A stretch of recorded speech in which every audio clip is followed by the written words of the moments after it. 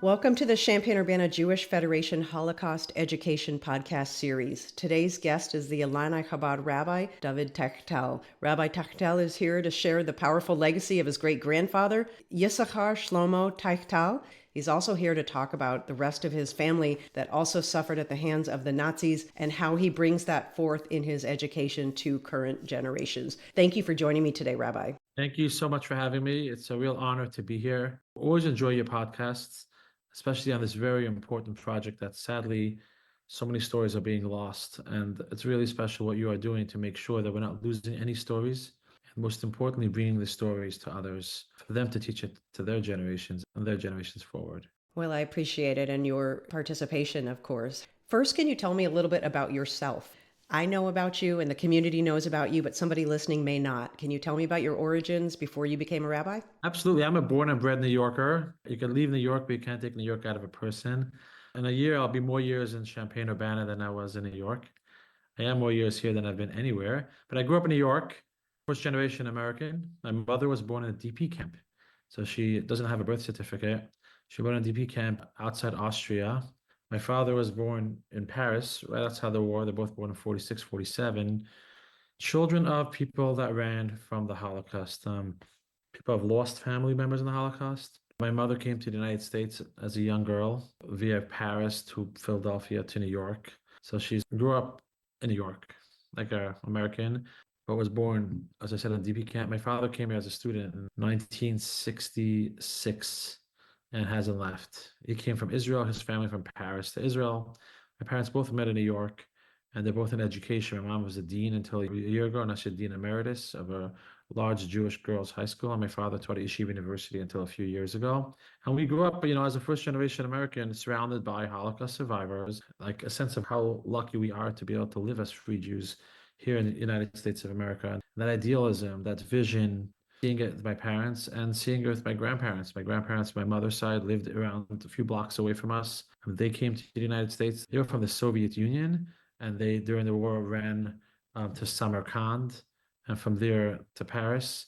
My father's parents, which we'll get to later on, they literally lost a lot of family, a lot more family in the Holocaust from Czechoslovakia and Hungary, and ran to Paris, and they eventually moved to Israel. So my father grew up in Israel, my mother grew up in America, and also grew up in New York, surrounded by my spiritual mentor, Rabbi Schneerson, the leader of Chabad movement. A lot of the vision back then was, how are we rebuilding? What are we doing to rebuild? What are we doing to create a sense of Jewish pride and identity? And I would listen to talks from the Rebbe. He would speak about how important every person is and how important every Jewish person is and how we have to love and search that with hate. If someone was 1 centimeter Jewish, 1/8 of an eighth Jewish, he'd consider them Jewish. We have to search out with love. The same idea. Don't be judgmental about other Jews. How Jewish, less Jewish, more Jewish. A Jew is a Jew.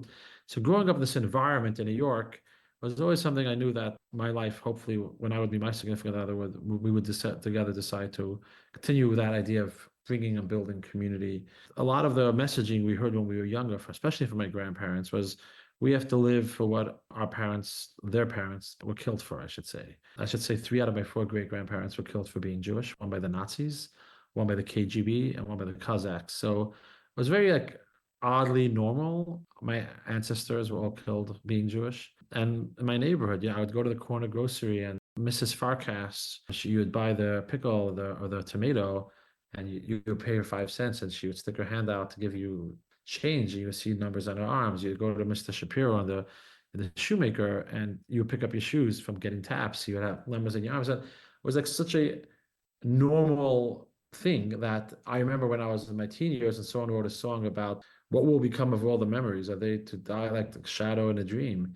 And I was like, that's such a sad song. Why are we speaking about that? Like, survivors are going to be here forever. And now, when I think back to my childhood and I think back to now, I see how it's important. You asked me about my childhood. I'm going on a tangent about where we're going, but the childhood was a very big part.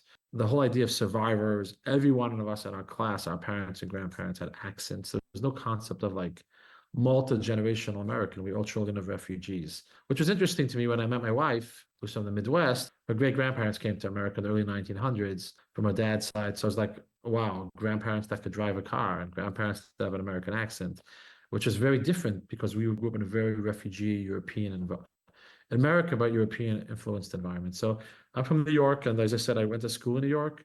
I spent a year in Israel, my first year college equivalent. And then in Chabad, after your 4 years of college or yeshiva, you spend a year in another community. So I spent a year in Southern Africa in Johannesburg, and I spent a lot of time while I was in Johannesburg visiting Jewish communities. I was in Harare, Zimbabwe. We took our kids to visit. There was a single Jew in Swaziland. We traveled around a lot of different countries in Southern Africa and Cape Town. I used to spend a lot of my free time also in Chabad. They encourage you to visit other communities. So I spent time in my brother's Nashville, Tennessee, and Berlin, Germany. And I was also in charge when I was in yeshiva and college equivalent years. I was in charge of visiting prison systems.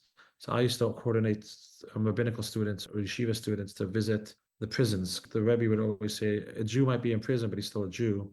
Call them the forgotten Jews. So I spent a lot of time visiting when I was 19, 20, visiting people. I spent Rosh Hashanah visiting people in prison, Hanukkah, Purim, everything from prison camps to federal penitentiaries. I had a lot of this communal action of doing and giving back. Do you remember being told that your family, how many members died in the Holocaust, or any of the details? Or was it just part of your childhood that it wasn't one specific time somebody sat you down? It's just something you always knew? The answer is yes to both. Honestly, it took me moving here to Champaign and to the Midwest. First, it was years removed from my childhood years, meaning time further from the Holocaust. And secondly, where it's a lot more multi-generational. People moved into the Midwest earlier. A lot of people moved here before the war to realize that how much of what I thought was normal was not normal. The Holocaust is such a natural thing when we grew up. But secondly, I lived in Israel for a year, so I used to visit my grandfather a lot, my grandmother. The later years, he started to speak about it more and more. At the end of his life, like he was speaking about it one time, and my grandma was like, "Why are you scaring the kids?" And he was like, "I'm not going to tell them. Who's going to tell them?" And only after my grandfather passed away, my father started to tell me stories. When he was growing up, in the middle of the night, he would just hear my grandfather screaming, nightmares, and night like screaming, screaming, screaming in his dreams. And it's hard for me to imagine because my father's father is like the most calm, non-drama personality. My father didn't even speak about it until his father passed away, about how growing up literally with his father having reoccurring nightmares was very common, but it was very normal. Like it was part of a childhood. I remember when my grandfather visited for my brother's bar mitzvah, and someone called him up and said, "You know, we found your father's diary. Would you like to purchase it?" Diary during the Holocaust. I remember we went from Crown Heights, Brooklyn to Borough Park, and he picked up the book, like a notebook, and then my grandfather published it afterwards, and it was very part and parcel with our childhood. And it wasn't even like a big conversation; it was just normal. What do you know about how your great grandfather escaped and some of the people that made it out? What do you know about their journey into their next phase? It's a very good question. My great grandfather, he didn't survive actually. His child, my grandfather, Chaim Menachem Tiechtel, my father's father, his mother is Chaya Fegel. They survived, but his parents, what happened was actually Yissachar Shlomo Teichtel, if you did any research about him, he's a very famous individual because he wrote a very famous book about why the Jews should have moved to Israel. I don't know if you read up about it. It's called Ema Banim Secha. He basically wrote it in an attic during the Holocaust while he was in Budapest, hiding from the Nazis. He wrote it 100% from memory. The thesis of the book was why it's a mitzvah to live in the land of Israel. For those that know a little history of that period of time, so historically with the Zionism and anti-Zionism and secular Zionism, pre-war, a lot of the religious community was not encouraging to move to Israel because they did not want to embrace the Zionist idea. He explains a lot of it was because of the original Zionists were very religious, but they got scared of the secular Zionism because they were worried about Zionism in the place of Judaism. And people didn't encourage it. And the thesis of his book is how important it is to live in Israel and how pity we didn't listen to the call of the return and how many more lives would have been saved. And it's a very famous book because he wrote it during the Holocaust, and then I'll share with you in a moment how he died. But after the Holocaust, a lot of people wanted to publish it. So there was a worry that it shouldn't be published in the right context. It shouldn't be used for people's agendas and how do you do it within Zionism. Long story short, my grandfather published it in the end. And now in the world of religious Zionism, it's like the Torah of like religious Zionism. My grandfather didn't identify as a religious Zionist. He just identified as a Jew, meaning not Zionism, but just, that wasn't his thing. But in the world, like Yissachar Shlomo Teichtel, oh, the Ema Banim Semecha, like is a big deal. If you Google it up, you'll see a lot more about it. And in the secular Zionists also embraced it. The bottom line is that it was published and it's been republished and it's been republished. And I go to Israel, I'm like, I check out, they say, oh, you related to Ema Banim Semecha, it's my great grandfather. So he's a very famous man. And he lived in a city called Pishani in Slovakia, current day Slovakia. Back then it was called Czechoslovakia. And he had a yeshiva there called Moriah, Moriah Yeshiva, which was the idea of his yeshiva. They learned, but he also believed in building the personalities a lot. When the Nazis came, like one of the stories I heard from my father, and later on I saw it in my great aunt's diary, like when the dark clouds were coming towards Pishani, he was looking out the window and with his young daughter, Gittel, who just passed away a few years ago, lived in Israel. She writes that she saw a very serious frown on her father's face. And as the father looked to her daughter and said, I want you to know, you see that bird flying? He says, yeah, I see that bird flying from roof to roof. He says, yeah, he says, just like the bird just flies around, so too we don't know what our destiny is going to be, but God has a plan for us. And at that moment, she realized things are very serious. And my great grandfather was actually offered to get out. He had a cousin, Rebecca Sternbach. I don't know if you read about it in the Holocaust. She lived in Switzerland and she had a lot of people out. But he didn't want to leave as long as his students can't leave. And he ended up staying. My grandfather, Chaim Menachem, shares a story when he was 16 or 17 years old, maybe 15 or 16 years old. And the Nazis came into Pishani. Pishani is a very famous city of hot springs. It's a big vacation area. The Nazis wanted to break the morale of the Jewish people. So they had my grandfather, Chaim Menachem, and his brother, I think it was his brother David or Meir, and they made them carry signs that made fun of Jewish people. And they made them walk down the main street. People were throwing things at them. And my grandfather shares with me, shares with his story multiple times that he walked with his head down because he felt so down because he was walking down, making fun of children of the rabbi. And his brother looked at him and said, Chaim Menachem, they called him, why are you so sad? He said, why am I so sad? Look around me. Why am I so sad? He said, listen, the haters can only control what's out of you. No one can control what's in you. You can control what you think of yourself. Lift up your head. They lifted up their head and they sang a song, which is slipping my mind, about Jewish pride. And that's what they did. And my grandfather always shared with me that story to say, David, no one can control what you think of yourself. There might be a lot of negative people around you, toxicity, negativity, anti-Semitism, whatever it may be, emotional, whatever it may be.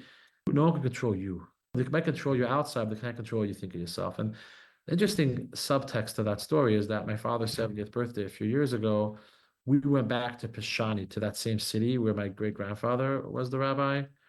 There aren't many Jews there. There's a Chabad rabbi there, but there aren't much Jews. There's a few hundred Jews. And we marched down that same street. My wife and I went with all our siblings and their spouses and my dad, parents, and we locked arms and we sang that same song. And people were standing on those same porches taking videos of us. And we marched to the city square where the city dedicated the center park to my great grandfather.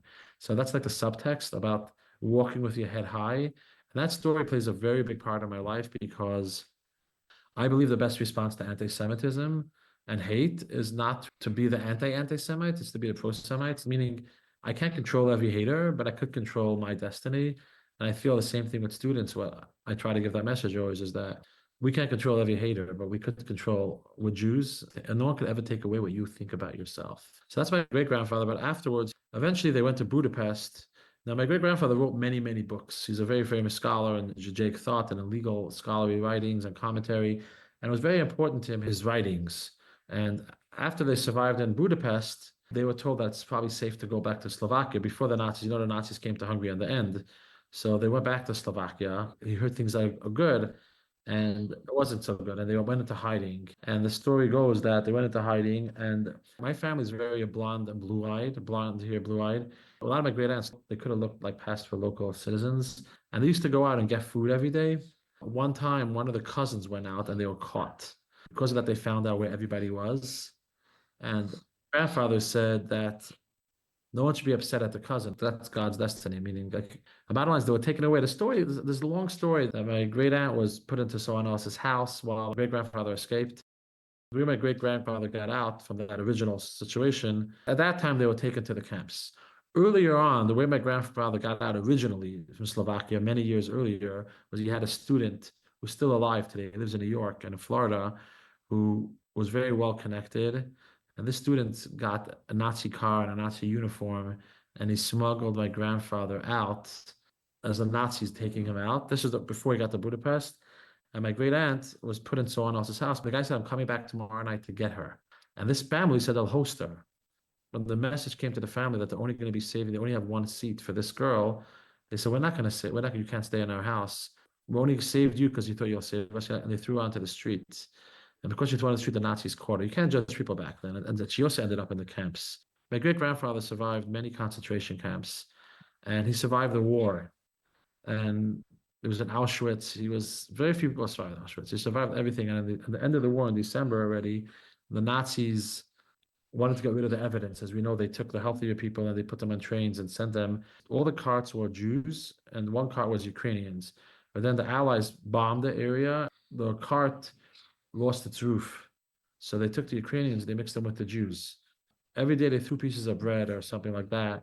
And they one day they threw in the bread. And as we know, the Ukrainians were anti-Semitic as much as the Nazis back then. So a Jew got a piece of bread, and this Ukrainian person tried to grab the bread from the Jew. And my grandfather said, "What do you mean? This is his bread." Everyone told him, "Just be quiet. You survived the war. Be quiet." He said, "How can I be quiet when a fellow is suffering?" And he fought them, and they beat him up, and they knocked out his eyes, and he became blind. And he was very sick, and he was dying. And the people didn't want him to die to try to save his life. And plus, they knew if he dies, they knew liberation's almost here. At least they'll be able to bury him.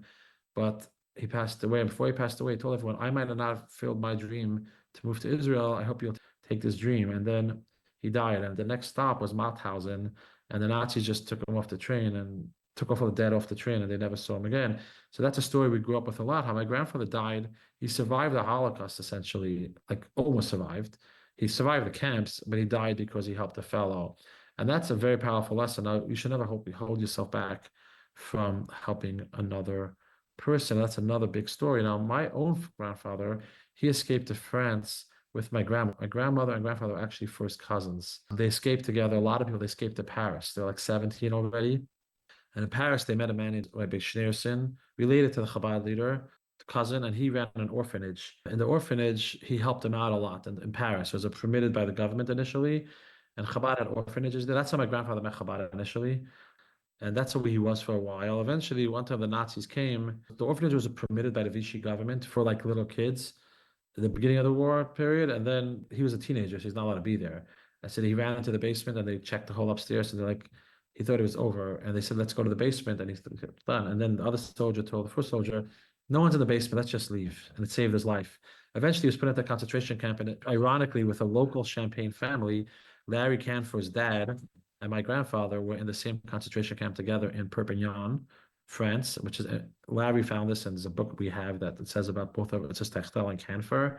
Perpignan was a concentration camp. My grandfather eventually escaped. People escaped. I guess it was less of a prison camp, a concentration camp. And they escaped. Eventually, he was in Paris until the war was over, but he was purely affected by the Holocaust. I mean, he lived a very happy life. He was education, but his whole life was about his father.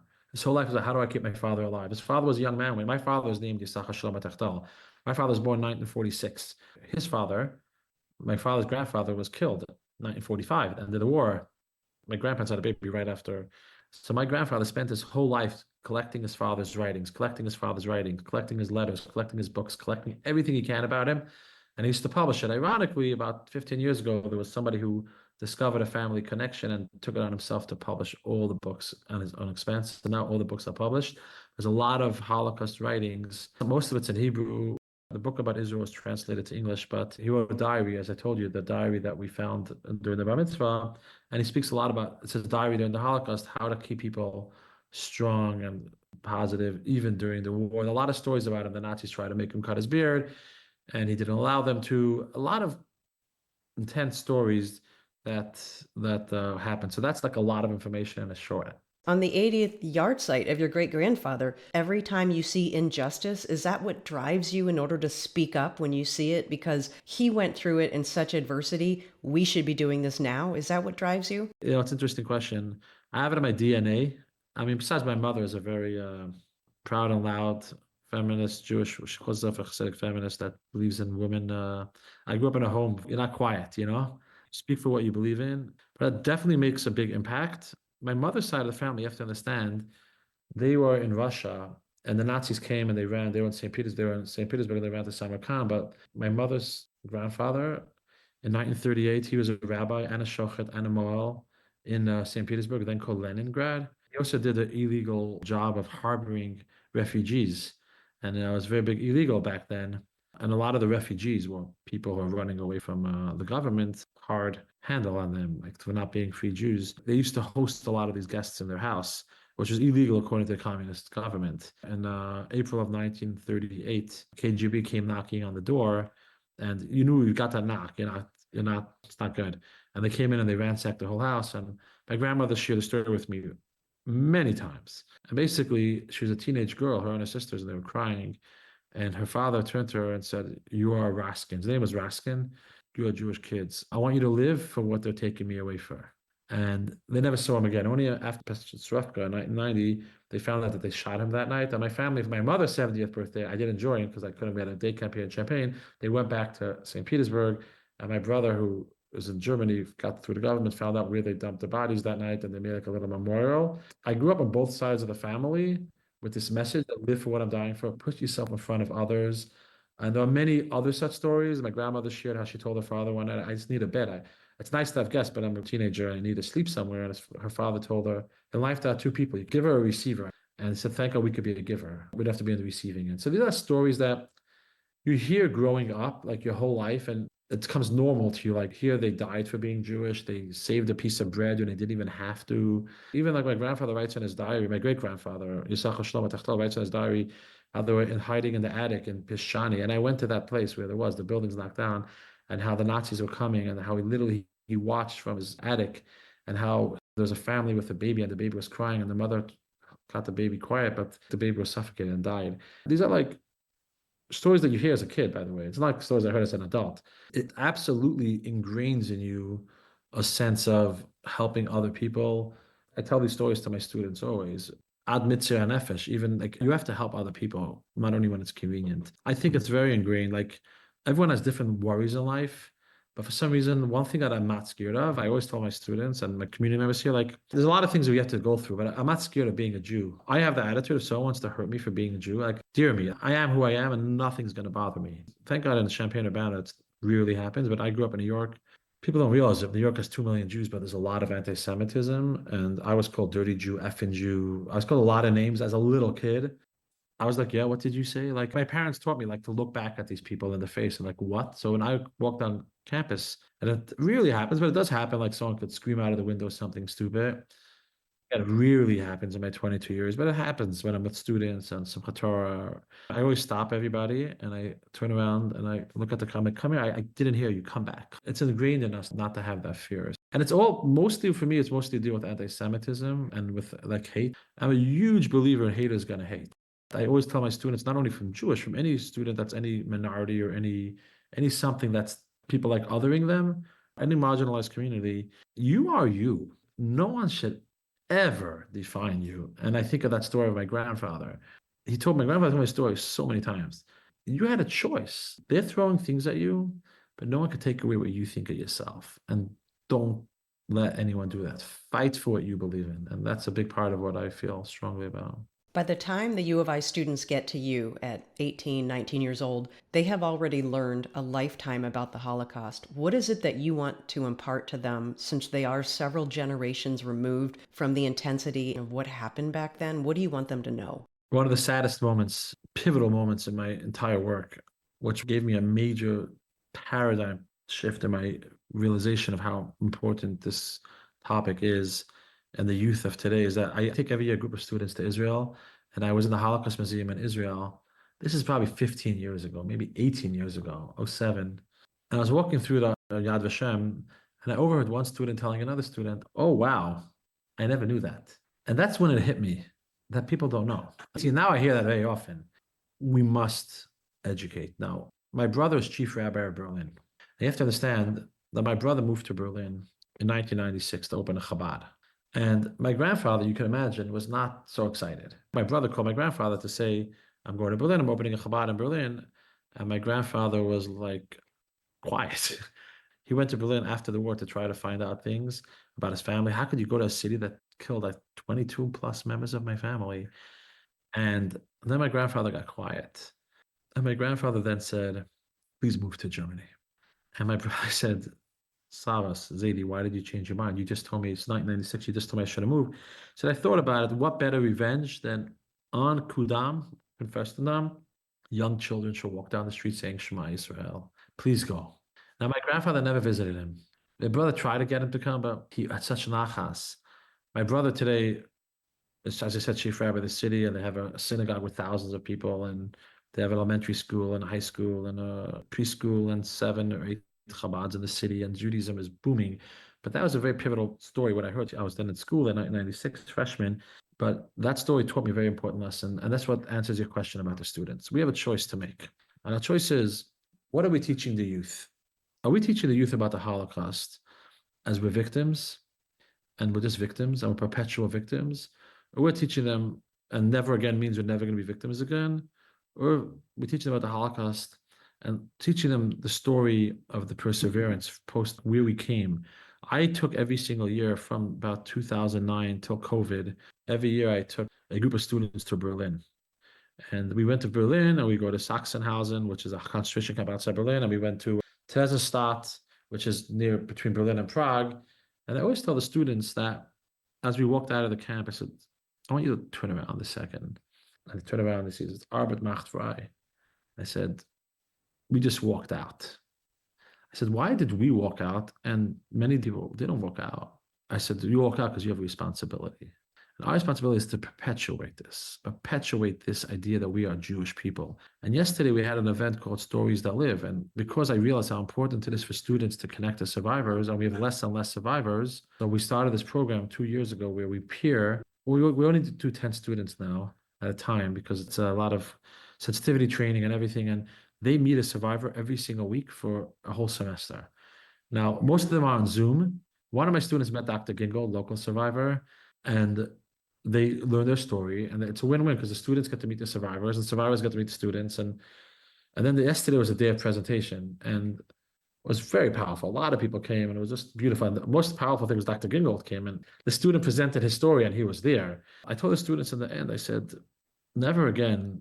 Doesn't this mean a slogan, never again? I said, never again means you being Jewish, you believing in yourself, and that is why I don't burn out in my work here in Champaign-Urbana.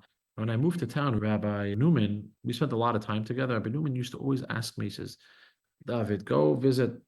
I'm not going to say names because I want to keep the confidentiality. Go visit this survivor. This survivor is never going to talk, but try to get him to talk. Gingold, I'll say, because I spoke to Bill about it publicly yesterday. He said, Gingold, never going to talk. Maybe one day I'll talk. And Dr. Gingold speaks a lot now. I had a crazy story. 3 years ago, I got a call from a Chabad rabbi in New Orleans who said, I know this person. I met him in whatever this is called, the Bourbon Street. And he told me his grandfather actually lives in Urbana and he's a survivor. Go meet him. It's like, he connect me. I called the guy. He says, come on over. He's 93 or 94. He's a really nice man. He welcomes me in. He even got kosher like snacks before Passover. So he got macaroons. I came with my son and we spent 2.5 hours with him. And he told me stories how he grew up in Berlin. And he literally saw the Nazis march in Kristallnacht. Can you imagine meeting somebody who witnessed Kristallnacht?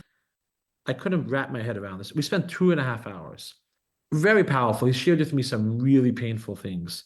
And even painful things within the Jewish community, like things that happened after the war and things that hurt. Bottom line is, it was really powerful. And we made up we'll meet again. But then he never wanted to meet again. And I spoke to his grandson. His grandson says, Rabbi, he opened up for you. He never opened up about that. He probably doesn't want to go back there. And till today, I did not meet him again. I know where he lives by protecting his space. I feel bad because I really want his story. But at the same time, I can't twist his hand. And I'm telling you this because you asked me about the students and about what's the message we have to get.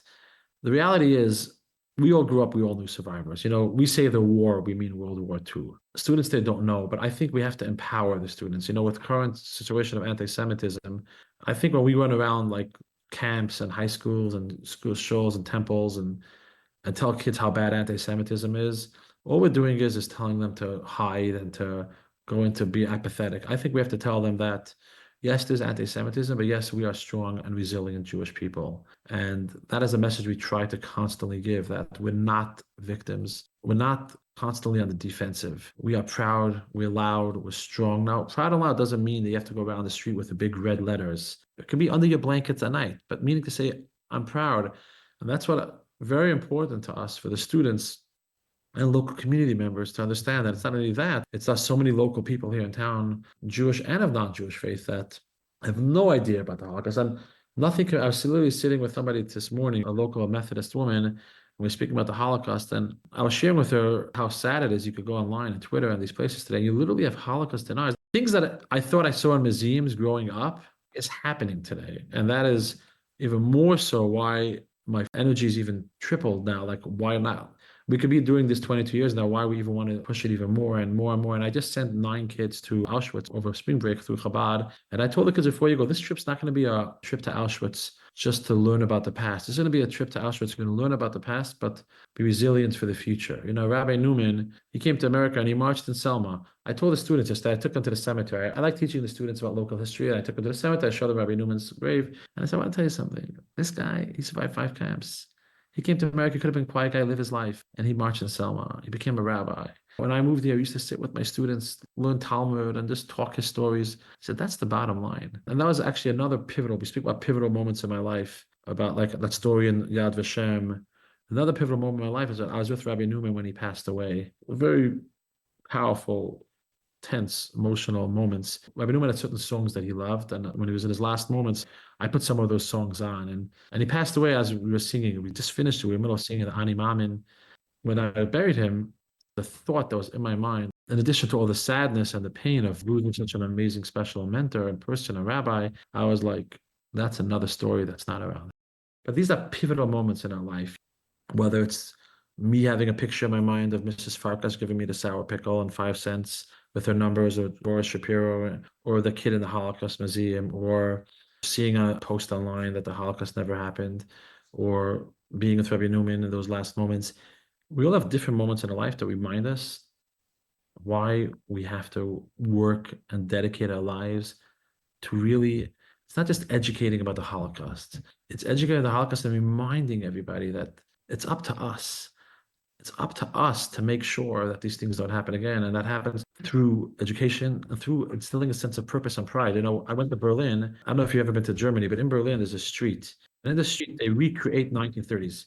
And I always tell my students, the Rebbe, Lubavitch Rebbe asks people a lot, what do you think? What happened? Germany was the most intellectual. We're not talking about a third world country. We're talking about a normal country, like living in America today, right? How could a normal country become Nazis?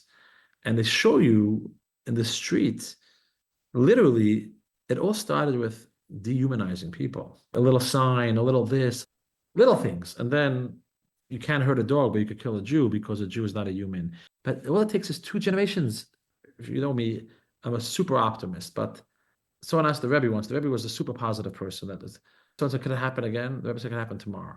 That was my last question before I let you go. Based on what's going on in the world, not just anti-Semitism, but the feeling of what's happening, not just in America, but around the world. Could this happen again? I asked Rabbi Newman that question. I'm going to answer Rabbi Newman told me. I asked 2 people that question, Rabbi Newman and my grandmother. The question they asked them was, this was 15 years ago. We got a research like, in Europe and a lot of these nationalist thing people making anti-Semitism and everything. I asked Rabbi Newman, I said, Rabbi Newman, I still remember where I was sitting over there by his fireplace. I said, Rabbi Newman, do you think what we're living right now is reminiscent to you of the 1930s? He's such a positive person. He said, no. He said, what I think, he said, anti-Semitism, there's always haters. The difference is that today we have internet and every crazy could spew his hate on the larger platforms. It used to be the haters kept quiet. I know a lot of hate that happens as a rabbi, and I deal with the police departments. I know what they find in places. They tell me these stories because I deal with it. But Rabbi Newman was telling me that it used to be that there was hate, but no one knew about the hate. But the only difference is now you know about it. He told me, I actually think the world is better today. That's Rabbi Newman answer to me. My grandmother lived in Israel. She told me it was reminiscent to her of the 1930s. She told me I feel now, like what I'm seeing in Europe. Again, she passed away 11 years ago. So this was going back in the early teens, like the 11, 12, 13. She told me that she feels actually that for her, she lived in Israel, but reading about Europe, she felt like it's the 1930s. My brother who lives in Germany will give you a totally different perspective. He would say more like Rabbi Newman. He would say that actually Judaism is embraced now. He walks down the street in Germany and they're respected. He just dedicated a 70,000 square foot building. But my experience of working with local people, and I'll conclude with the story that I had a student who made 11 in swastika in a local pub. The students came to me, others, they were very upset about it. I contacted the pub. Somehow the cameras didn't work. But through my contacts, someone found out who the kid was, and he brought that kid to my table, to Chabad.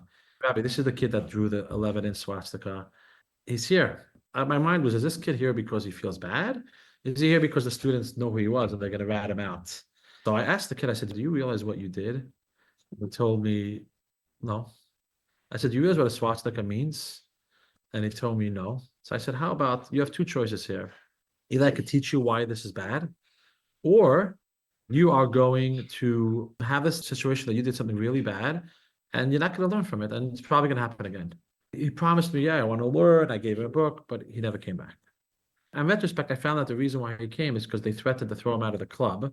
He was part of a conservative club, and they told him if you don't own up to it. Now, I've had other stories on campus where people made swastikas in bars and other places, and they owned up to it, and they went to the Holocaust Museum, and they read books about the Holocaust, and it became a teaching moment. So to answer your question, do I think it can happen again?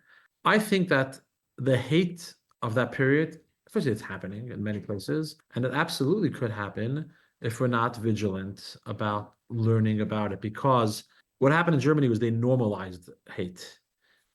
As long as we're normalizing hate in our Western society, it's going to happen. It's scary. I mean, it is happening in a big part of the world already. I have students in Israel, they were in Gaza and other places. They told me that 50% of the houses they went to in Gaza has a copy of Mein Kampf. 50% of the houses. This wasn't like a Hasbara guy. This was like an alum who was debriefing with me after he got out of Gaza. And he told me that that was a shocking thing to him. So I fear because we're raising a generation of haters. That's why one of my biggest things here in Champaign-Urbana, in addition to just speaking about the Holocaust as a topic, I personally make it a point to speak to people of all faiths, just that they should meet Jews. Because there are many people that never met a Jew before. I have people, I joke around if I have horns under my kippah. So I think, and I learned this a lot from Rabbi Newman. And Rabbi Newman used to tell me a lot that he believes a lot of the challenges happen because it's easier to hate someone that you don't know. He writes this in his book also. He wished that we would have spent more time meeting others. And I know in Champaign, I've had people that have been official haters, and I say quotes because who am I to define who's a hater or not, who've turned around their lives once they met somebody who they hated and they realized that, well, why am I hating this person? And I see that in the current conflict. I have students that are people in the community that people might not like them because they might not be as pro-Israel or other things like they are. And I realized I met them, they actually are not, they're just looking for a cause. And they told me they feel like they're ostracized from the community. So they just joined those that are ostracized. And we just gave them love. And you might not always agree with them politically, agree with them Israel-wise. But at the end of the day, if we give them the opportunity to get to know people, if it's non-Jews, to get to know Jews or people that, even if they're Jewish, get to know others that have different opinions, they might change their opinion. They might be more abrasive. They might agree to disagree. And I think that is why, when I say could things happen again, hate could happen again. If hate's at that level could happen again. That's why we have to keep ourselves in check and educate, but not just educate about the past, but educate and empower the youth to realize that the future is in their hands. And that's why I don't burn out. That's why I could have 200 people on a Friday night dinner. And I say, if one kid had one negative experience, you lost them and their children and everyone forever. One positive experience is everyone forever. And that is our responsibility. And that is what drives me. And there's a lot more we could talk about it, but this is just a little tidbit of my engine. Thank you for joining us for today's episode of the Champaign-Urbana Jewish Federation Holocaust Education Podcast series. A heartfelt thank you to Rabbi Dovid Tiechtel for sharing the story of your family and your passion for the Illini Chabad. I really appreciate your family, you, and what you do in this community. Thank you. Thank you for bringing these stories forward. It's so crucial and so important. And we should only hear goodness. Blessing. I don't want to hold you. One last story back to Champaign-Urbana, because you spoke about Champaign-Urbana. 2 years ago, I officiated the wedding of Larry Canfor's daughter, Anna. Under the chuppah, I shared the story of how our grandfathers toiled in the same conscription. We don't know if they met or not, but they were there at the same time at the same place. And here we are, standing under a chuppah, a rabbi officiating the wedding. Our grandfathers in heaven were rejoicing. And that's the message I want to take away, is that the grandchildren of survivors were under the chuppah together, and we could make those stories happen again and again. It's up to us. Let's stay positive. Let's stay strong and educated, and to great Jewish pride, and to every person who they are, and to believing in themselves.